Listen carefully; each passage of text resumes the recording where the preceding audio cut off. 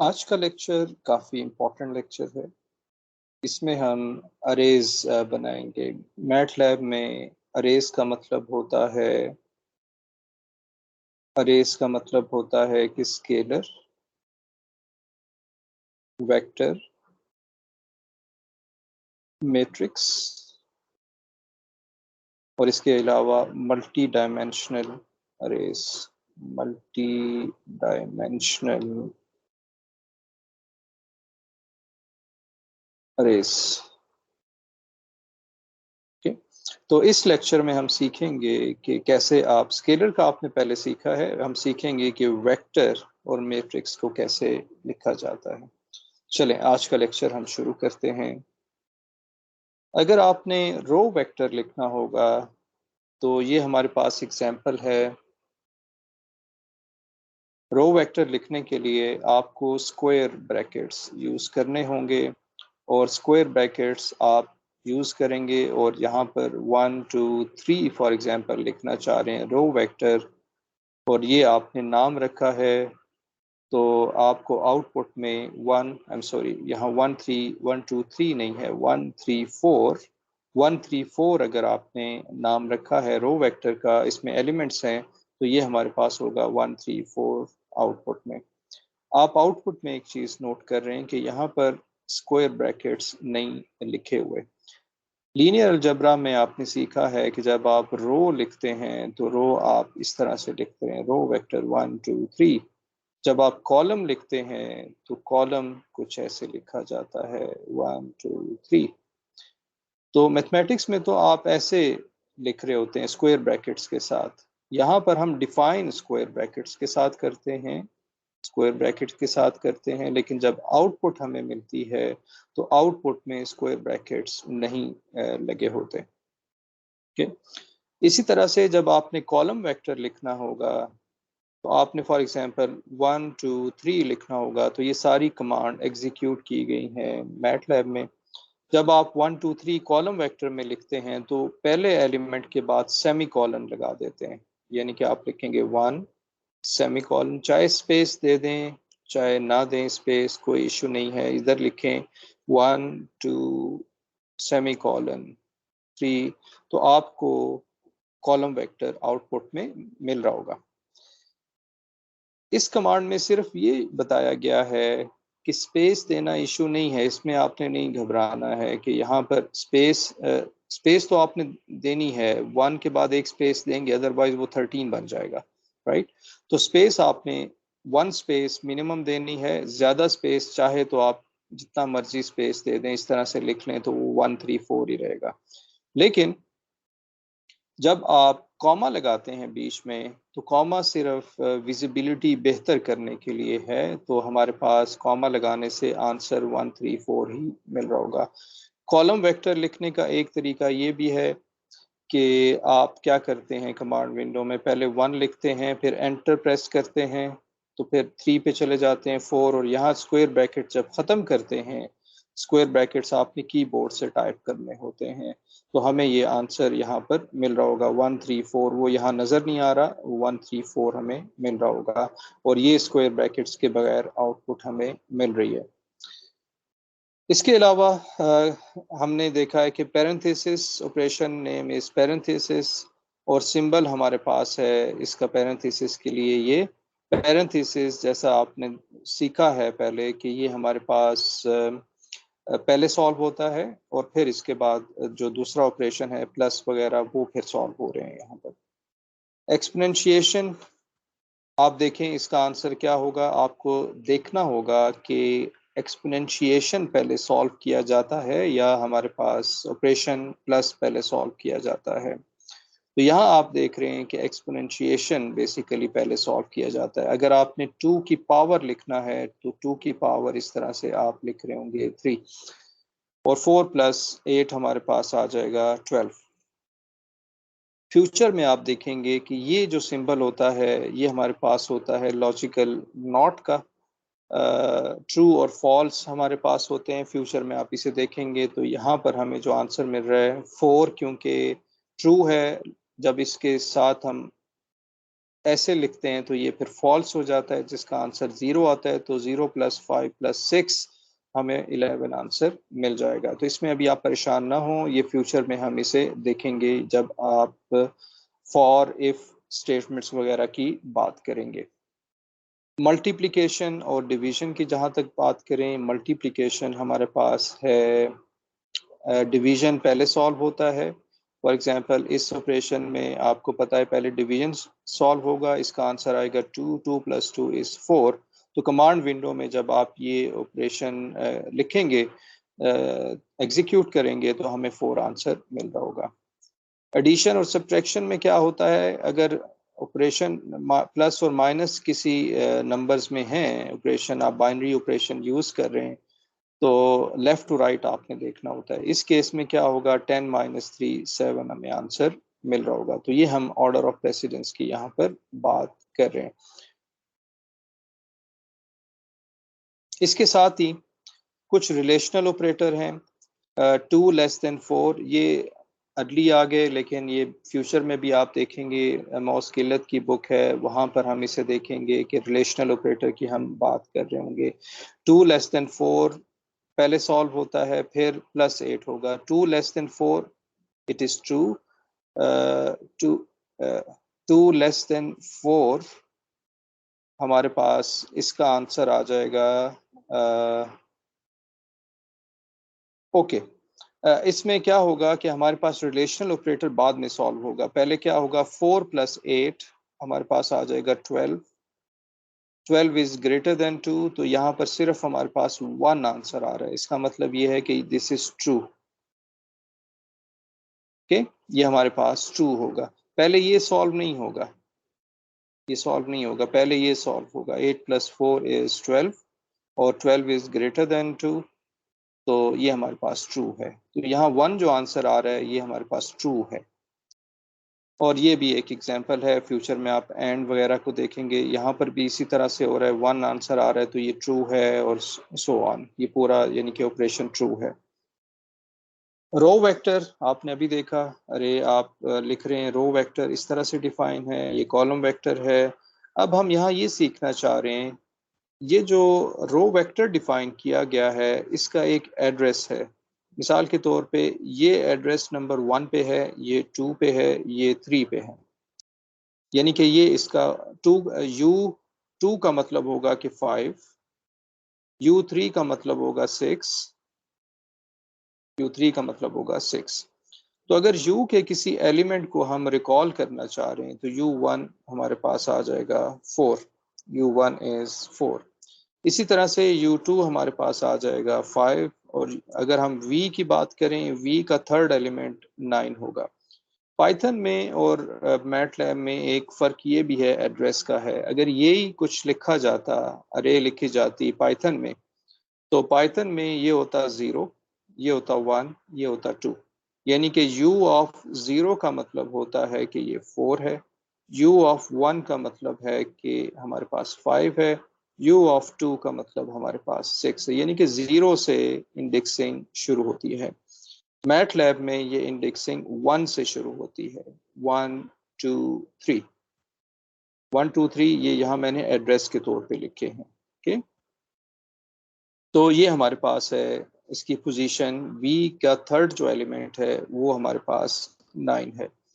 Matrix अगर आपने लिखना होगा, मैट्रिक्स लिखने के लिए आप पहले रो वेक्टर लिखेंगे 1 2, फिर सेमी कॉलन, ये पहली रो आ जाएगी, फिर सेमी कॉलन के बाद 3 4 जब आप लिखेंगे तो ये दूसरी रो आ जाएगी। तो 1 2 3 4, 3x3 का मैट्रिक्स आप इसी तरह से डिफाइन कर सकते हैं।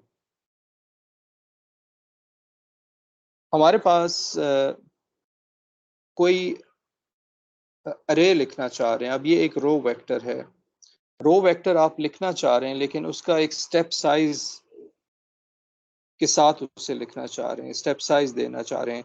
फॉर एग्जांपल 0 से लेकर आपको कहा जाता है 0.4 तक, लेकिन आप स्टेप साइज 0.2 का रखें, तो ये हमारे पास होगा पहला variable left boundary. For example ये राइट बाउंड्री होगा, और फिर 0.2 का स्टेप साइज आप देंगे, तो ये हमें मिल रहा होगा 0 0.2 0.4। अगर आप बैकवर्ड आना चाहते हैं, बड़े नंबर से छोटे नंबर पे आना चाहते हैं, तो +1 से बात नहीं बनेगी। आपको क्या करना होगा, 21 से 17 पे जाने के लिए बिगर टू स्मॉलर नंबर पे आपको जाना होगा। तो आपने यहाँ पर -1 का स्टेप साइज देना होगा। जब आप -2 से 2 और बीच में कोई स्टेप साइज नहीं देते हैं, कॉलन आपने लगाना है और यहाँ पर स्टेप कुछ भी नहीं देते, इसका मतलब मैटलैब ये समझता है कि आप 1 का स्टेप साइज रखना चाह रहे हैं। तो इसकी जो स्पेसिंग है -2 से -1 ये 1 है, -1 से 0 ये 1 है, इसी तरह सो ऑन तमाम के लिए हमारे पास ये 1 स्पेसिंग के साथ एक रे हमें मिल जाएगी।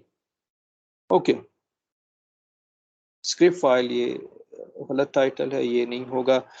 इसी तरह से अरे की आप बात करते हैं, मैट्रिक्स डिफाइन करते हैं, बी मैट्रिक्स डिफाइन करते हैं। दो मैट्रिसेस को अगर आप ऐड करना चाहते हैं तो आप ए और बी को ऐड करना चाहते हैं, पहले वो डिफाइन कर दें। तो ये पहला एलिमेंट पहले एलिमेंट से ए के पहले एलिमेंट में ऐड हो रहा होगा, बी का सेकेंड एलिमेंट ए के सेकेंड एलिमेंट से ऐड हो रहा होगा, सो ऑन। तो जैसे आप ऐड कर रहे होते हैं मैटलैब में, लीनियर अलजेब्रा में, इसी तरह से मैटलैब में वो ऐड होता है। यहाँ पर एक थोड़ी सी मुख्तलिफ चीज़ है, वो ये है कि अगर ए में आप 7 ऐड करते हैं, ए इज़ अ मैट्रिक्स लेकिन 7 हमारे पास एक स्केलर है, तो ये 7 तमाम ए में ऐड हो जाएगा। 1 + 7 8, 3 + 7 10, 4 + 7 11, सो ऑन। तो मैटलैब में ये थोड़ा सा हट के चीज़ है कि आप किसी भी मैट्रिक्स में कोई स्केलर ऐड करते हैं तो वो तमाम में ऐड हो जाता है। मैटलैब समझता है कि आप 7 को ऐड करना चाह रहे हैं तो आप ऐड कर देते हैं। जबकि लीनियर अलजेब्रा में ऐसा नहीं होता। आपको याद होगा कि आप जब लीनियर अलजेब्रा में लिखते हैं तो a + 7 नहीं ऐड होता और टीचर आपको बताते भी हैं कि ये नहीं ऐड हो सकता, तो वहाँ पर आपको फिर आइडेंटिटी मैट्रिक्स साथ लगाना होता है। तो जब आप आइडेंटिटी मैट्रिक्स लगाते हैं तो वो सब जो है वो ऐड हो रहे होते हैं। ठीक है? इसी तरह से अरे का मल्टीप्लिकेशन, अरे आप डेवलप करेंगे, कंस्ट्रक्ट करेंगे और उसके बाद आप मल्टीप्लाई करना चाहते हैं, तो ए और बी को जब आप मल्टीप्लाई करेंगे स्टेरिक के साथ, तो आपने number of columns should be equal to number of rows का जो है वो फार्मूला ज़रूर देखना होगा, अदरवाइज ये मल्टीप्लाई नहीं हो सकेंगे। तो ए और बी को यहाँ पर मल्टीप्लाई कर रहे हैं तो हमें आंसर मिल रहा है। 5 को ए से मल्टीप्लाई करना होगा, तो आप देख रहे हैं कि आप सिर्फ 5 स्टेरिक ए लिखेंगे तो ये मल्टीप्लाई हो जाएगा। स्टेरिक जब आपने लिखना है तो मैटलैब या कोई भी आप लैंग्वेज देखें तो 5 मल्टीप्लाई नहीं लिखा जाता, आपको यहाँ पर स्टेरिक लिखना लिखना पड़ेगा, स्टेरिक लिखना पड़ेगा। ये स्टेरिक यहाँ पर लिखा हुआ है, तो ये ऑपरेशन स्टेरिक हमारे पास है। एक और बड़ी इंपॉर्टेंट चीज़ है जिसे हम कहते हैं एलिमेंट वाइज ऑपरेशन। इसको काइंडली इस लेक्चर को आप देखिए। एलिमेंट वाइज ऑपरेशन ये फ्यूचर में आपको हेल्प करेगा, वरना बहुत मुश्किल हो जाती है अगर ये आपको कॉन्सेप्ट क्लियर ना हो। एलिमेंट वाइज ऑपरेशन का क्या मतलब है और मल्टीप्लिकेशन एडिशन का क्या मतलब है, एरे ऑपरेशन का क्या मतलब है। ए और बी जब आप मल्टीप्लाई कर रहे हैं, ए आपने डिफाइन कर दिया, फिर बी डिफाइन कर दिया। अब आप क्या करना चाहते हैं, आपके पास दो ऑप्शंस हैं। एक ऑप्शन है आप ए स्टेरिक बी कीजिए, इसमें तो आपने देखना होगा कि number of columns should be equal to number of rows. लेकिन एक और कमांड है जो कि हम इस तरह से लिखते हैं, आप स्टेरिक लिख रहे होते हैं लेकिन स्टेरिक से शुरू में एक डॉट लगा देते हैं, ए डॉट स्टेरिक। जब आप बी लिखेंगे तो इसका मतलब होगा कि एलिमेंट वाइज ऑपरेशन या element wise multiplication, element wise multiplication, element wise multiplication. इसमें क्या होता है कि जो पहला एलिमेंट है ये पहले एलिमेंट से मल्टीप्लाई हो रहा होता है, दूसरा एलिमेंट दूसरे एलिमेंट से मल्टीप्लाई होता है, तीसरा थर्ड से, फोर सेवन से, सो ऑन। तो आप देख रहे हैं कि ये आंसर मुख्तलिफ है, लेकिन यहाँ पर आपने जब ए स्टेरिक बी किया था तो आपने जैसे लीनियर अलजब्रा में जब आप लीनियर अलजब्रा वाला मल्टीप्लिकेशन यूज करना चाहते हैं तो स्टेरिक यूज करें। जब आप दो मेट्रिसेस के हर एलिमेंट को दूसरे एलिमेंट से मल्टीप्लाई करना चाहते हैं तो फिर डॉट स्टेरिक यूज करें। और ये डॉट स्टेरिक प्लस और माइनस के लिए आप नहीं इस्तेमाल करेंगे, ये सिर्फ आप इस्तेमाल करेंगे स्टेरिक के लिए, ये मल्टीप्लिकेशन के लिए।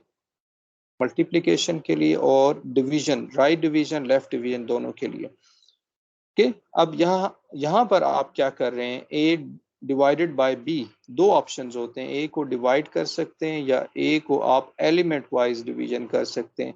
जब एलिमेंट वाइज डिवीजन की बात आती है तो इसका मतलब है 1 और 4 आपस में डिवाइड हो रहे हैं, यानी कि एलिमेंट वाइज डिवीजन में 1/4 का मतलब होगा 0.25, तो ये आ जाएगा 2, और 5 को जब आप डिवाइड करेंगे 2/5 तो ये आ जाएगा 0.4, और इसी तरह से 3/6, और ये हमारे पास 3/6 1/2 होगा तो 0.5 आ जाएगा।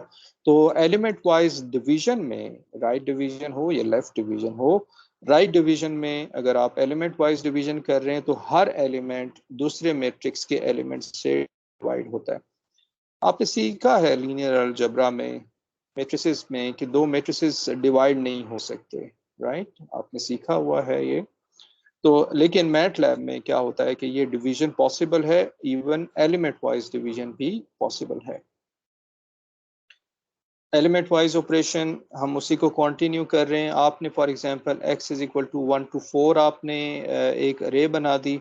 अब आप क्या चाहते हैं कि इसका हर एलिमेंट का स्क्वायर कर दें, यानी 1 का स्क्वायर, 2 का स्क्वायर, 3 का स्क्वायर, 4 का स्क्वायर आप कर दें। मैटलैब में इसको अगर आपने अगर आपने x डिफाइन किया हुआ है 1 से 4 तक, तो y को आप लिखेंगे x डॉट होल स्क्वायर, तो ये हर एलिमेंट का यहाँ पर स्क्वायर हो जाएगा। कॉलन इन मैट्रिक्स, इसका मतलब होता है जब आप लिखते हैं कोई मैट्रिक्स A और यहाँ पर आप लिखते हैं कॉलन और यहाँ पर आप लिखते हैं n, इसका मतलब होता है ऑल रोज, और ये होता है n कॉलम्स। ठीक है, इसको अभी हम देखते हैं। इसी तरह से जब आप n, हम ये एड्रेस की बात कर रहे हैं, आपने सीखा है पहले कि x अगर हमारे पास है फॉर एग्जांपल 1 4 5, तो इसका जो आंसर होगा वो होगा 1 4 5। तो यहाँ पर हम 1 और 4 5 को लिख सकते हैं कि x1 का मतलब है 1, x2 का मतलब है 4। इसी तरह से जब मैट्रिसेस होते हैं इनको भी आपने एलिमेंट इसके एक्सट्रैक्ट करने होते हैं। तो ए हमारे पास होगा colon comma n, all rows and n columns, n rows and all columns. इसका मतलब है ऑल रोज m से n तक कॉलम्स, और इसका मतलब है m to n रोज और all columns, m to n rows और p to q कॉलम्स, ये हमारे पास आ जाएगा। इसी तरह से जब आपने किसी मैट्रिक्स का लेंथ फाइंड करना हो तो आप लिखेंगे LENGTH लेंथ, तो इसमें आपको पता चल जाएगा कि इसमें कितने एलिमेंट्स हैं। अगर 3 फॉर एग्जांपल 3/3 का मैट्रिक्स है तो ये 3 हमें आंसर दे देगा। साइज ऑफ ए, ये इसका रो और कॉलम हमें बता देंगे। रीशेप, ये मैट्रिक्स को, इसको हम प्रैक्टिकली भी देखेंगे। रीशेप क्या करता है कि ए को ये रीशेप कर देता है m/n। अगर फॉर एग्जांपल कोई मैट्रिक्स m/n है तो उसे n/m करेगा, डिपेंडिंग के वो पॉसिबल है कि रीशेप हो सके। डाइग वी की कमांड क्या है? डाइग वी की कमांड ये है कि कोई भी वेक्टर है, अगर फॉर एग्जांपल वो है 1 4 5, तो डाइग वी अगर आप लिखेंगे डाइग वी, तो वो मैट्रिक्स, वो जो 1 4 5 है वो डायगोनल में चले जाएंगे, तो आपके पास एक मैट्रिक्स बन जाएगा। इसी तरह से डाइग एग है, तो वो क्या होगा कि अगर कोई मैट्रिक्स ए डिफाइन है 1 2 3 4, तो आप क्या करते हैं, डाइग ए लगाते हैं। डाइग ए का मतलब होगा कि वो 1 और 4 वो एक्सट्रैक्ट कर देंगे। अरेज की एड्रेसिंग की बात हो रही है, 4 से 21 आप डिफाइन करते हैं और सिर्फ चाहते हैं कि बीच का कोई एलिमेंट आप एक्सट्रैक्ट करें, तो इस केस में हम क्या करेंगे कि थर्ड और फिफ्थ एलिमेंट निकालना चाह रहे हैं, तो पहले आप पैरेंथेसिस लिखेंगे और फिर आप एड्रेस दे देंगे थर्ड और फिफ्थ, तो ये 10 और 16 हमें मिल जाएंगे। इसी तरह से ये ए है, अगर आप यहाँ से एक कमांड में आप रो और कॉलम निकालना चाह रहे हैं, first row for example first row और थर्ड रो, फर्स्ट रो और थर्ड रो, और फिर कॉलम में फर्स्ट कॉलम, फिर थर्ड कॉलम, फिर फिफ्थ से seventh column, fifth six seventh column, ये एक्सट्रैक्ट करना चाह रहे हैं तो आप देख रहे हैं कि आपके पास 10 और 2 मिल रहा है, 10 और 2। थर्ड में आपको 8 और 6 मिल रहा है, ये 8 और 6 है। फिफ्थ में आपके पास 6 और ये 10 मिल रहा है, ये 6 और 10 है। 6 हमारे पास 5 to 12 है, और 7 हमारे पास, ये हमारे पास सेवन्थ जो मैंने ये नाम दिया हुआ है कॉलम का, ये 4 15 हमें मिल जाएगा। यानी कि ये हमारे पास रोज के लिए है एड्रेस, और ये हमारे पास कॉलम्स के लिए है कि कॉलम को किस किस कॉलम पे आपने काम करना है। रोज और कॉलम का जो कम्बिनेशन होगा वो आपको मिल जाएगा। 5 और 12 यहाँ पर था। ओके, इसी तरह से आपने रोज को एड्रेस करना है तो D F of for example 1 से 4 एक रो डिफाइन करते हैं, और फिर आप क्या करना चाहते हैं कि 9 और 12 को आप, ये है 1 पोजीशन पे, 2 3 4 पोजीशन पे, आप फिफ्थ फिफ्थ 6 7 8 पे आप 9 और 9 से लेकर 12 तक रखना चाह रहे हैं, वैल्यू 9 10 11 12। तो ये हमारे पास 9 10 11 12 यहाँ पर आ जाएगा। इसी तरह से 8th पोजीशन पे अगर आप 4 रखना चाहते हैं तो ये सारे जीरोस आ जाएंगे। ओके, एडी आप पहले डिफाइन कर देंगे, और आप 8th पोजीशन पे रखना चाह रहे हैं, ये 1 2 3 इसकी पोजीशन है, तो आप 8 पोजीशन पे रखना चाह रहे हैं तो ये 4 यहाँ पर रखा जाएगा और बीच में जीरोस आ जाएंगे। अरेज को अगर एड्रेस करना है, थर्ड रो अगर आपने एक्सट्रैक्ट करनी है, ई की थर्ड रो और तमाम कॉलम, ओके, यहाँ पर हम ये कर रहे हैं, एक्सट्रैक्ट नहीं कर रहे हैं बल्कि हम वैल्यू ऐड कर रहे हैं। इस मैट्रिक्स में आप कुछ ऐड करना चाह रहे हैं, तो थर्ड रो में आप तमाम कॉलम्स के लिए आप 10 से 22 तक ये तमाम वैल्यूज ऐड कर रहे हैं। I3 का मतलब है कि 3 by 3 का मैट्रिक्स है, और ये I3 आइडेंटिटी मैट्रिक्स कहलाता है। इसी तरह से अगर आप कोई दो मैट्रिसेस फॉर एग्जांपल E, जैसा कि ऊपर हमने डिफाइन किया है, E और K, ये जो K है इसको पहले E लिखना चाह रहे हैं, ये E आ जाएगा, और फिर आप K लिखना चाह रहे हैं तो ये इस तरह से G डिफाइन हो जाएगा। इसी तरह AW आपने डिफाइन किया है, और फोर्थ फिफ्थ पोजीशन पे फर्स्ट सेकंड, ये फर्स्ट रो है, ये सेकंड रो है, और फोर्थ रो में यानी कि first row second row third और फोर्थ रो में फिफ्थ कॉलम में 1 2 3 4 फिफ्थ कॉलम में 17 ऐड करना चाहते हैं तो आप यहाँ पर 17 ऐड करेंगे, बाकी सब जीरो आ जाएगा। आप देख रहे हैं जीरो सब आ गए आपके पास। ओके, इसी तरह से आपको कहा जाता है कि यहाँ पर सिर्फ 15 रख दीजिए थर्ड रो और फोर्थ कॉलम में, यानी कि ये थर्ड रो है और ये फोर्थ कॉलम है, और यहाँ पर आपने नंबर 15 रखना है तो आप रख सकते हैं, बाकी तमाम वैल्यूज आपके पास जीरोस आ जाएंगी। ओके, इसी तरह से 2 6 10 14 18 आपने एक रो डिफाइन की विद स्पेसिंग, ये 2 से शुरू हो रही है रो वेक्टर और 20 तक जा रही है। इस केस में 20 क्यों नहीं आया, वो इस वजह से नहीं आया क्योंकि ये 20 तक पहुंचेगा नहीं 4 के साथ, 4 स्पेसिंग के साथ। 18 के बाद 4 आता तो वो 22 आ जाता, तो इसने मैटलैब ने उसको स्किप कर दिया है। फोर्थ पोजीशन पे यानी 1 2 3 फोर्थ पोजीशन पे आप उसको इस 14 को ख़त्म करना चाहते हैं तो आप इसे लिख सकते हैं 2 6 10 18। लेकिन कैसे लिखेंगे, आप फोर्थ पोजीशन पे कहते हैं कि उस जगह को खाली कर दे, उस जगह से खाली ना करे बल्कि डिलीट कर दे। इसको हम इस तरह से कहेंगे डिलीट कर दे। जब वो डिलीट करेगा तो आप देख रहे हैं कि नया KT अब बन चुका है, अब ये अपडेटेड वैल्यू है, अब ये ख़त्म हो गया, ये अपडेटेड आंसर है। ओके, इसी तरह से जब आप कहते हैं फॉर ऑल रोज और थर्ड कॉलम, ये थर्ड कॉलम डिलीट कर दें तो आप क्या करेंगे कि for all rows third column पे जाएंगे और हमारे पास ये वैल्यू सिर्फ आ जाएंगे, ये डिलीट हो जाएगा। अब ये AB की अपडेटेड वैल्यू है, अपडेटेड आंसर हमारे पास मौजूद है। ओके, अपडेटेड आंसर मौजूद है। तो यहाँ पर आज का लेक्चर हम ख़त्म करते हैं। Thank you for watching.